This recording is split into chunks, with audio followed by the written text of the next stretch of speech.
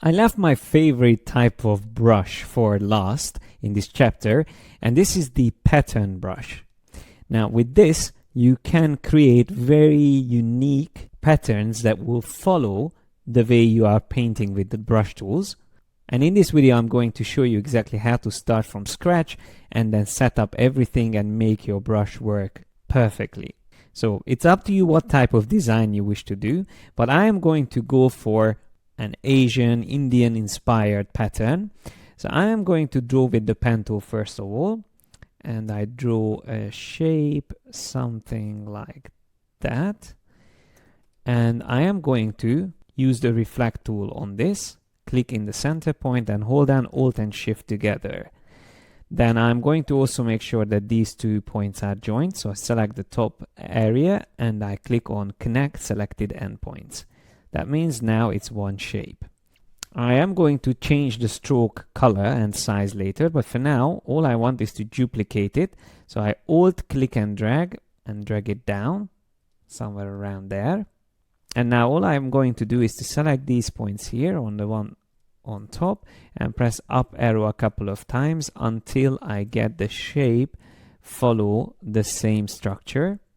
Now we can even get them closer to each other slightly like that. Now I just need to select the top point and drag it up also slightly further. Now that's starting to look good. And now what I would like to do is also to add a couple of circles in there. But I will actually use this second line for that. So I select that, go into stroke settings, and I'm going to turn on dashed line. And I will turn on cap as well. So each of these points will be caps. And I just increase the size to something around that much. And I will also reduce the dash to 0 point. When it's set to 0 point, you will get perfect circles there. And then I can increase the gap to the way I want it. Maybe a little bit bigger size would work nicely for the circles and the bigger gap as well, like that. Now I will also make sure I set this option up, so aligns the dashes to corners and path ends, so it fits perfectly. Now I can draw another shape. I just hold down Shift to draw a perfect circle, and I will actually press Shift X on this, so we don't need the stroke, just a filled color. And I will just make sure that it's aligned to the center of this shape. And then I duplicate this circle, make it smaller, and then use the reflect tool again and duplicate it onto the other side, holding down Alt and Shift or Option Shift on Mac. I might move this bigger circle down a bit, and maybe I put another additional circle up there. Just make it slightly smaller than the others. Now, just to make it a little bit more exciting, just to make it a little bit more complex, I'm going to duplicate this path again. So we have another version of that. I remove the fill color, and that's, by the way, we need to do from the other 2 strokes as well. So I just remove that. And then on this one here on the top, once again, what I'm going to edit is select these points, drag them up slightly like that. And then the whole path, I just move down a bit closer. Now, once again, to have a little bit more complexity, I will duplicate this circle again. I press Shift X so it becomes an outline.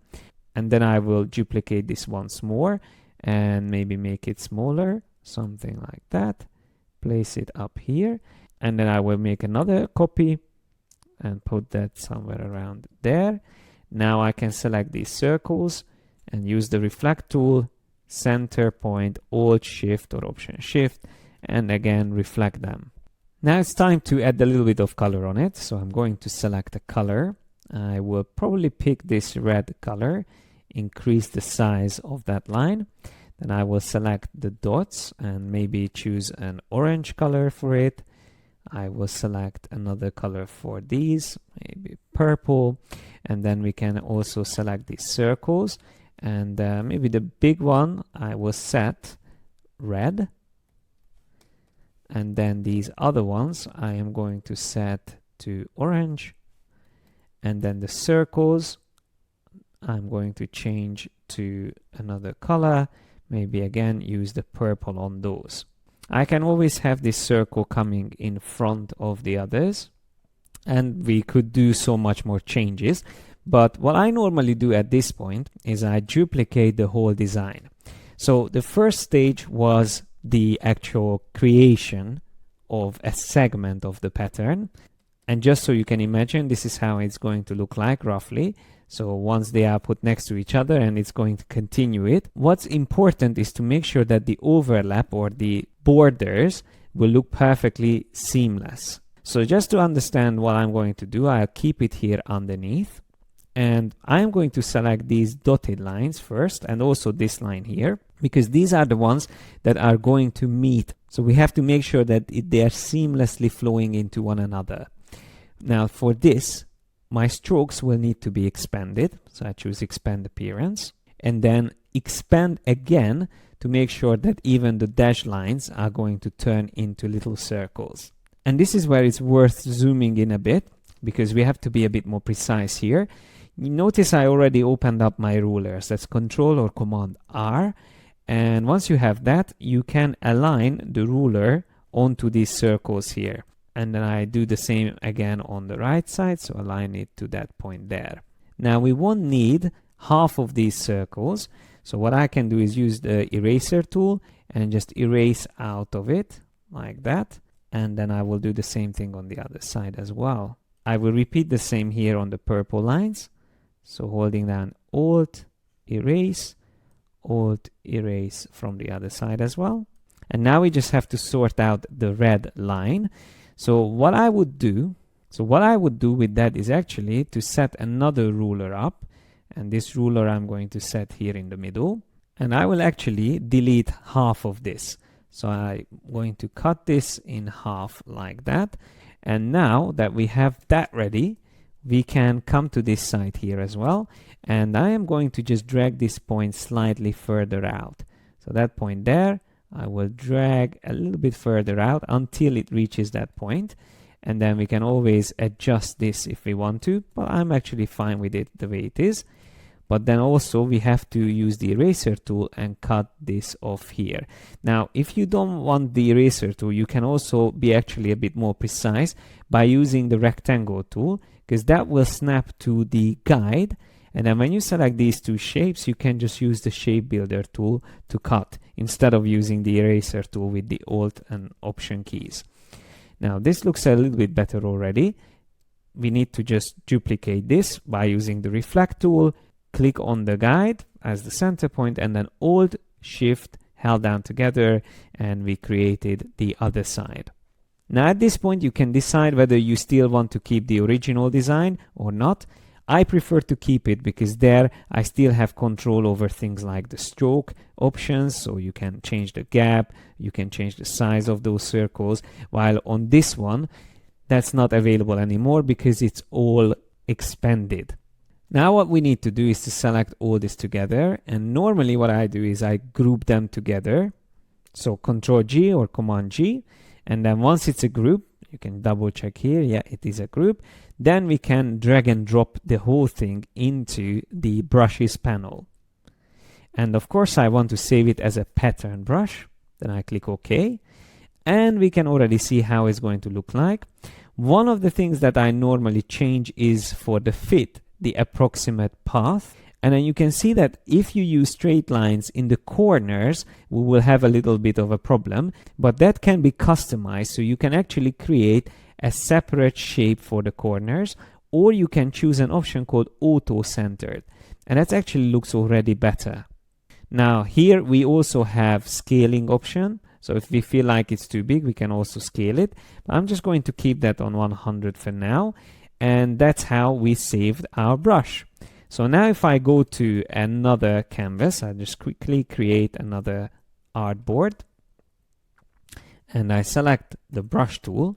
Having that pattern brush selected, I can start drawing already. Now it doesn't look great because it's too big.